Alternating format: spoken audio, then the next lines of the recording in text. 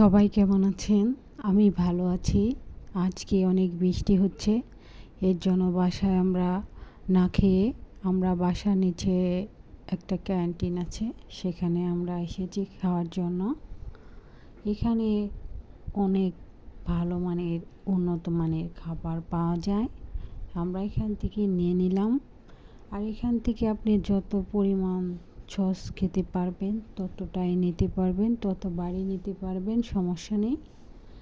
আমরা এখান থেকে সব গুছিয়ে এখন টেবিলে চলে যাব। প্রথম দিন এসে এখান থেকে খেয়েছিলাম, অনেক ভালো লেগেছিল।